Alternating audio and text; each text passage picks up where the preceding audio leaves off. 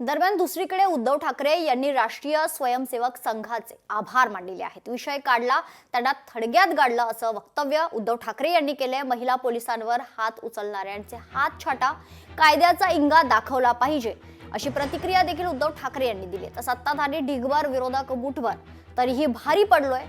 मुख्यमंत्र्यांच्या होम पिचवर अशा घटना घडतायत याची खंत देखील उद्धव ठाकरे यांनी व्यक्त केलेली आहे। औरंगजेबाची कबर संभाजीनगरात पण दंगल नागपुरात असं वक्तव्य उद्धव ठाकरे यांनी केले।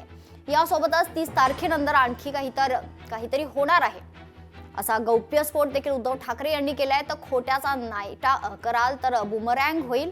दिशा सालियांच्या विषयात तथ्य नसल्याची प्रतिक्रिया देखील उद्धव ठाकरे यांनी दिली आहे।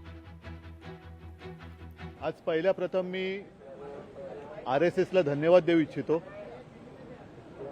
कारण त्यांनी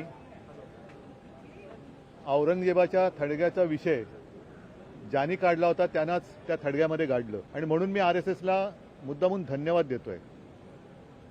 दुर्दैवाने दंगल जेव्हा घडली किंवा घडवली त्याच्यामध्ये महिला पोलिसांवरती ज्यांनी हात उचलला असेल त्याचे हात छाटले पाहिजेत आणि त्याचबरोबरीने ज्यांनी जाणीवपूर्वक जर का कोणी दंगल भडकवली असेल तर त्यांना सुद्धा व्यवस्थित कायद्याचा इंगा दाखवला पाहिजे। हे सरकार जे आहे सत्ताधारी ढिगभर आहेत आणि विरोधी पक्ष फक्त मुठभर आहेत।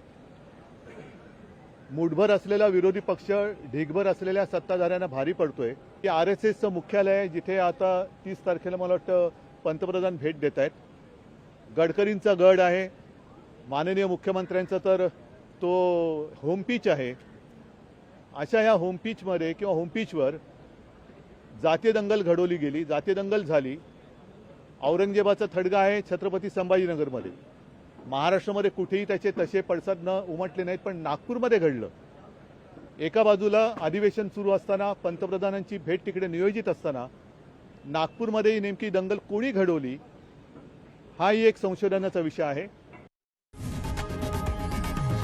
लोकशाही मराठी ऐका, पहा, जागरूक रहा।